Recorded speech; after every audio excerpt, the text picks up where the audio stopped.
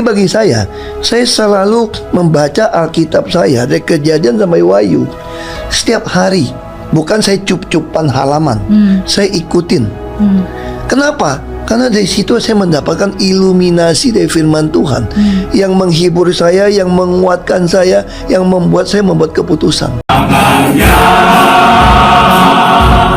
Tangannya, sebab Tuhan menopang tangannya. Apabila ia jatuh, tak sampai tergeletak, sebab Tuhan menopang tangannya.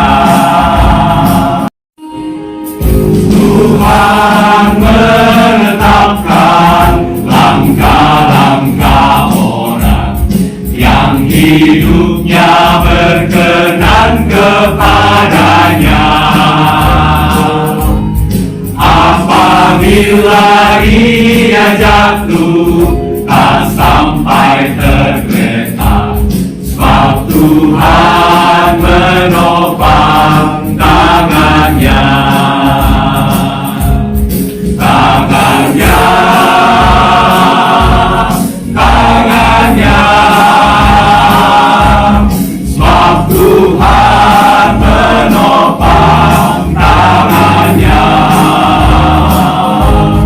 Apabila ia jatuh, tak sampai tergeletak, sebab Tuhan menopang tangannya.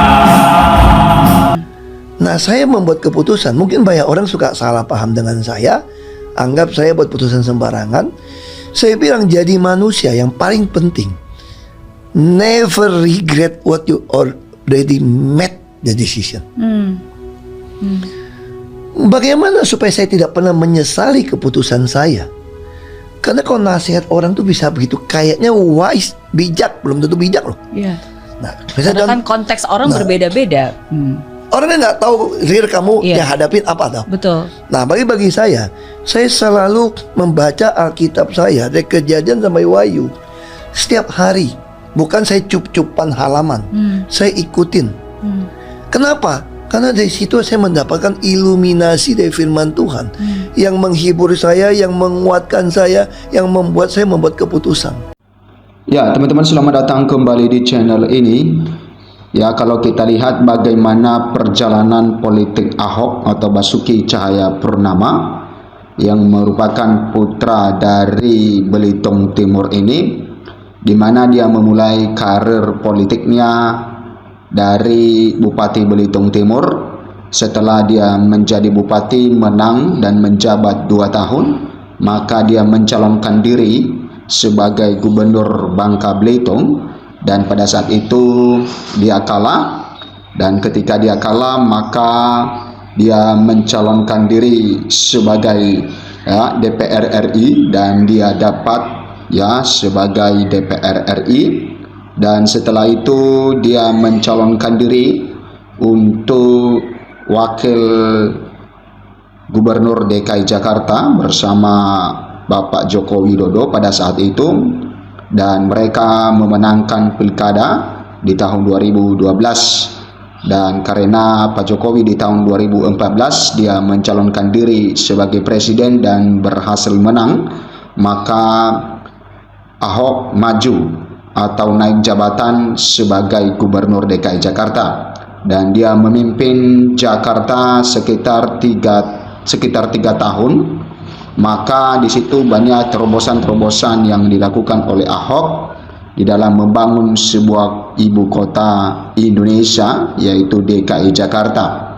Nah, teman-teman, kita lihat dan juga kesaksian Ahok di dalam mengambil setiap keputusan.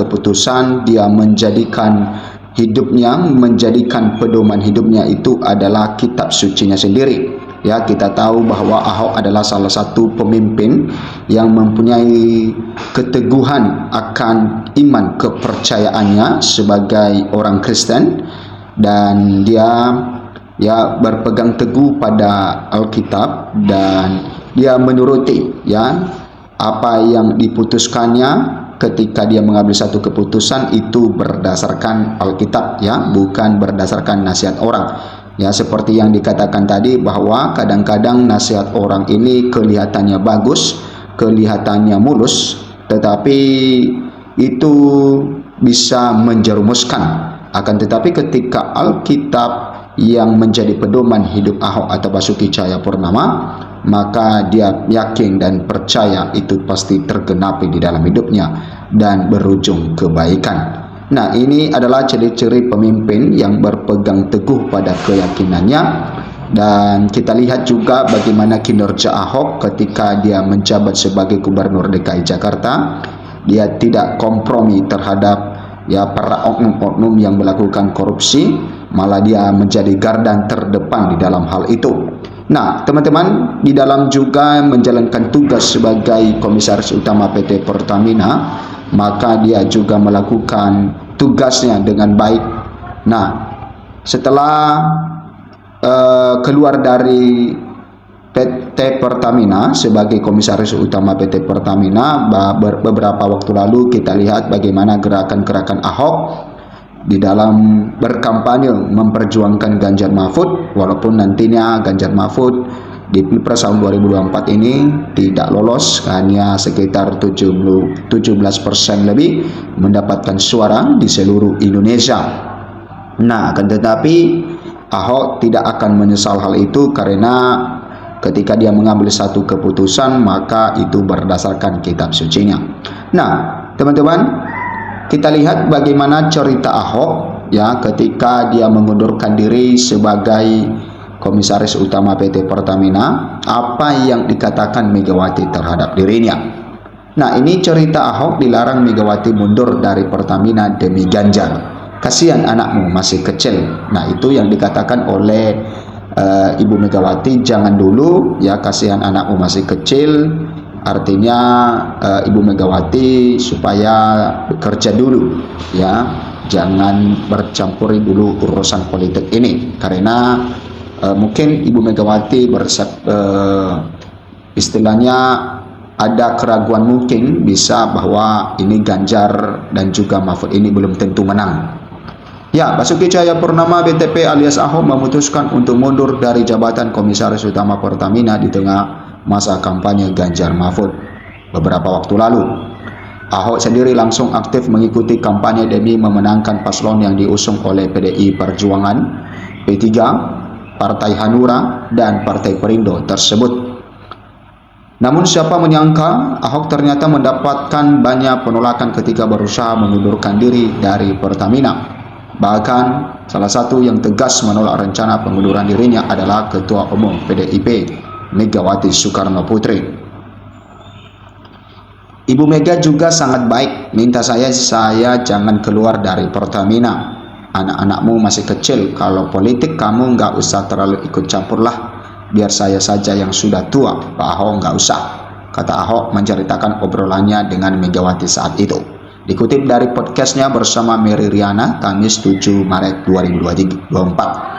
Namun akhirnya saat itu Ahok memutuskan untuk tetap mengundurkan diri meskipun kemungkinan Pertamina bisa mendapatkan keuntungan besar di tahun ini.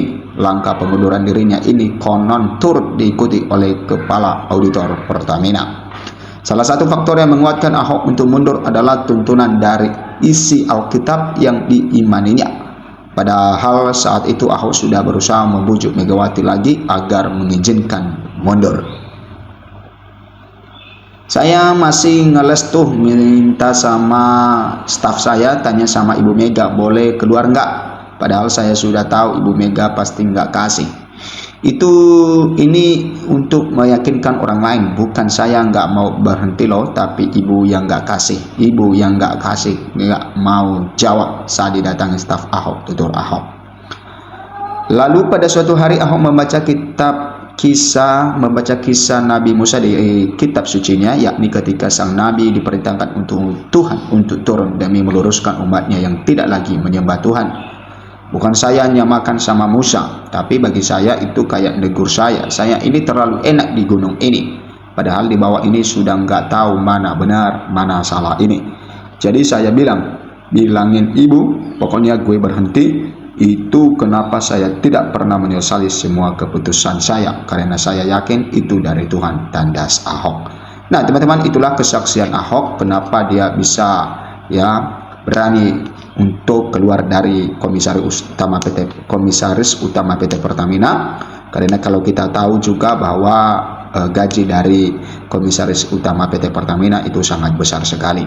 Nah teman-teman, silahkan berkomentar bagaimana pendapat Anda. Sampai jumpa di video berikutnya.